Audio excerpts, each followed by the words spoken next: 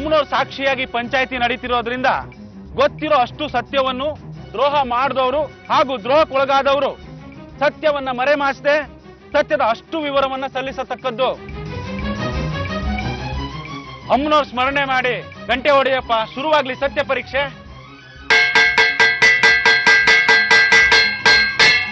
ಶರ್ಮಿಳಾ ಸುಚೇಂದ್ರನ ಗುಟ್ಟಾಗಿ ಮದ್ವೆ ಆಗಿದ್ದಕ್ಕೆ ನಾನ್ ಮದ್ವೆ ಬೇಡ ಅಂದಿದ್ದು. ಶರ್ಮಿಳಾ ನನ್ಗೆಲ್ಲ ಹೇಳಿದಾಳೆ. ನಾವು ಹೇಳ್ತೀವಿ, ಶರ್ಮಿಳಾ ಯಾರು ಅಂತಾನೆ ನಮಗ್ ಗೊತ್ತಿಲ್ಲ. ಬರೀ ಬಾಯಿ ಮಾತಲ್ಲಿ ನಾವು ಮಾಡಿಲ್ಲ ಅಂದ್ರೆ ಆಗಲ್ಲ. ಸಾಕ್ಷಿ ತಂದು ತೋರಿಸ್ಬೇಕಿಲ್ಲಿ. ಸದಾಶಿವ, ಸುಚೀಂದ್ರ ಶರ್ಮಿಳಾ ತಾಳಿ ಕಟ್ಟಿದ್ದನ್ನ ನೀನ್ ನೋಡಿದ್ದೀಯಾ? ಅವಳೇ ಬಂದು ಹೇಳಿದಾಳಲ್ಲ. ದೇವಿಗೆ ಬೇರೆಯವ್ರ ಜೊತೆ ಗುಟ್ಟಾಗಿ ಮದುವೆ ಮಾಡಿದೀಯಾ ಅಂತ ನಾನೇ ಹೇಳ್ತೀನಿ, ಅಥವಾ ದೇವಿನ ಗುಟ್ಟಾಗಿ ನಾನೇ ಮದುವೆ ಆಗಿದ್ದೀನಿ ಅಂತ ಹೇಳ್ಬಹುದು. ನಂಬ್ಬಿಡ್ತೀಯ ಅವಾಗ?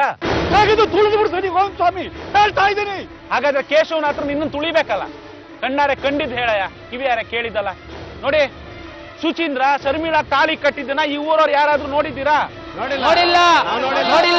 ಸಾಕ್ಷಿನೇ ಇಲ್ವಲ್ಲಯ್ಯ, ಸಾಕ್ಷಿನೇ ಅಲ್ವಾ ಮುಖ್ಯ. ಇವ್ರುಗಳ ಮಾತುಗಳನ್ನ ಕೇಳ್ಕೊಂಡು ನೀನು ಇವ್ರ ಪರವಾಗಿ ಮಾತಾಡ್ತಿದ್ರೆ ನಾನು ಪ್ರಶ್ನೆ ಕೇಳ್ತೀನಿ, ಉತ್ತರ ಹೇಳು. ಬೊಂಬೆಗೆ ತಾಳಿ ಕಟ್ಟಿದ್ದಿನ ಈ ಊರಿನಲ್ಲಿ ಯಾರಾದ್ರೂ ನೋಡಿದಾರಾ? ಹೇಳೋ ಗೋವಿಂದ ಸ್ವಾಮಿ. ದೇವಿ ತಾಯಿ ಪಾರ್ವತಿ ಅವ್ರು ಇದ್ದಿದ್ರಲ್ಲ ಗೊಂಬೆ ಮದ್ವೆ ದಿನ. ಹೇಳಿ ಪಾರ್ವತಿ ಅವ್ರೆ.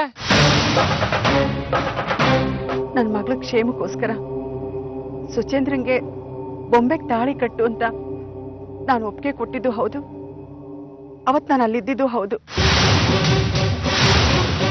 ಸತ್ಯ ಪರೀಕ್ಷೆಯಲ್ಲಿ ದೇವಿಯವರ ತಾಯಿ ಪಾರ್ವತಿಯವರು ಕೇಶವನಾಥರ ವಾದವನ್ನು ಸ್ಪಷ್ಟಪಡಿಸಿದ್ರಿಂದ ಸುಚೀಂದ್ರ ಅವರು ಶರ್ಮಿಳಾಗೆ ತಾಳಿ ಕಟ್ಟಿದ್ದಕ್ಕೆ ಯಾವುದೇ ಪುರಾವೆ ಸಿಗದೆ ಇದ್ದುದ್ರಿಂದ ಸುಚೀಂದ್ರ ಬೊಂಬೆಗೆ ಮಾತ್ರ ತಾಳಿ ಕಟ್ಟಿದ್ದಾನೆ ಅಂತ ಈ ಊರಿನ ಪಂಚಾಯಿತಿ ಹಾಗೂ ಊರಿನ ಹಿರಿಯರು ನಂಬಿದ್ದಾರೆ.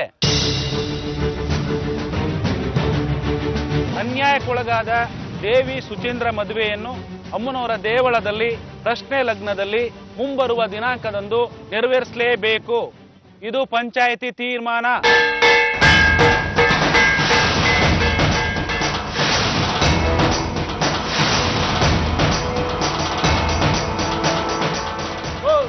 ಯಾರಮ್ಮ ನೀನು? ಏನಾಗ್ಬೇಕು ನಿನಗೆ? ನಾನೇ ಶರ್ಮಿಳಾ. ನಿಮ್ ಪಂಚಾಯಿತಿ ನನಗೆ ಅನ್ಯಾಯ ಮಾಡಿದೆ, ನನಗೆ ನ್ಯಾಯ ಬೇಕು. ನೀವುಗಳೇ ಸೇರ್ಕೊಂಡು ತೀರ್ಮಾನ ಕೊಟ್ಬಿಟ್ರೆ ಸಿಕ್ಕವ್ರನ್ನೆಲ್ಲ ಗಂಡ ತಾಳಿ ಕಟ್ಟಿದಾನ ಅಂತ ಹೇಳ್ಕೊಂಡು ಓಡಾಡಿದ ತಕ್ಷಣ ನಿನ್ನ ಮಾತು ಯಾರು ನಂಬೋದಿಲ್ಲ. ಸಾಕ್ಷಿ ಬೇಕು. ಆಗಿಲ್ವಾ ಮದ್ವೆ? ಆಗಿಲ್ಲ. ಆಗಿದೆ ಅಂತ ಸಾಕ್ಷಿ ತೋರ್ಸು. ಸತ್ಯ ಪರೀಕ್ಷೆ ಶುರು ಮಾಡಿಸಿ. ವಾದ ವಿವಾದಗಳು ಬೇಡ. ಸಾಕ್ಷಿ ಕೇಳ್ತಿದ್ದಾರೆ. ಹಿಂದಿನಿಂದ ನಡೆದು ಬಂದ ಈ ಊರಿನ ಪದ್ಧತಿ ಪ್ರಕಾರ ಇವತ್ತು ನಡೀಲಿ. ಮಾತು ಬೇಡ. ಅದ್ಯಾವ ನಮಗ್ ಗೊತ್ತಾಗದೇ ಇರೋದು? ಇದೇ ಪದ್ಧತಿ, ಇದೇ ಫೈನಲ್. ಅಮ್ಮನವ್ರ ಸಾಕ್ಷಿ ಅಂತ ಬಾಯಲ್ಲಿ ಹೇಳಿದ್ರಾಗಲ್ಲ.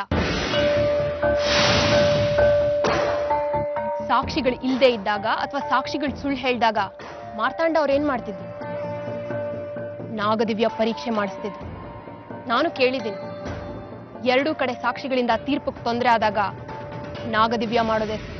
ಈ ನಾಗದಿವ್ಯ ಪರೀಕ್ಷೆ ಎಲ್ಲ ಬೇಕಾಗಿಲ್ಲ. ಹಾವಿಗೆ ಸ್ನೇಹ, ಸಂಬಂಧ, ಪ್ರೀತಿ, ಮಮತೆ ಮನುಷ್ಯ ಜೊತೆ ಇರೋದಕ್ಕೆ ಸಾಧ್ಯನಾ? ಸತ್ಯವಂತ ಮುಟ್ಟಿದ್ರು ಕಚ್ಚುತ್ತೆ, ಸುಳ್ಳು ಹೇಳೋನ್ ಮುಟ್ಟಿದ್ರು ಕಚ್ಚುತ್ತೆ. ಅದು ಸರ್ಪದ ಗುಣ. ಏನ್ರಪ್ಪ ನೀವೆಲ್ಲ ಏನ್ ಹೇಳ್ತೀರಪ್ಪ? ಈ ನಾಗದಿವ್ಯ ಪರೀಕ್ಷೆ ಬೇಕಾ?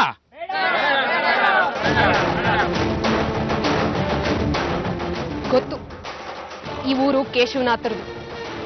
ಅವ್ರನ್ನ ಕಂಡ್ರೆ ಎಲ್ರಿಗೂ ಭಯ ಇದೆ, ಅದಕ್ಕೆ ಬೇಡ ಅಂತಿದ್ದೀರ.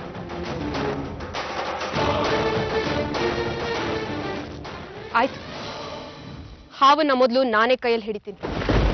ಸುಚೇಂದ್ರನೇ ನನಗೆ ತಾಳಿ ಕಟ್ಟಿದ್ದು ಅಂತ ಹಾವನ್ನ ಕೈಯಲ್ಲಿ ಹಿಡಿದು ಆಣೆ ಮಾಡ್ತೀನಿ. ನಾನೇನಾದ್ರೂ ಸುಳ್ಳಾಡಿದ್ದೀನಿ ಅಂತಾದ್ರೆ ಹಾವು ನನ್ನ ಕಚ್ಚಲಿ, ನಾನ್ ಸಾಯ್ತೀನಿ, ನನ್ನ ಗಂಡ ಬದುಕಲಿ. ಹಿಡೀಲಿ ಬಿಡಿದನಿ. ಚಿತ್ತನೆ ಅವಳು ಯಾಗ ಅವಳು ತಾಳಿ ಕಟ್ಟಿಲ್ಲ, ಸಾಯ್ತಾಳೆ. ಶ್ರಮ ಇಲ್ದಲೆ ಕಂಟಕ ಕಳೆಯುತ್ತೆ. ಆಗ್ಬೋದಾ ಮಾವ?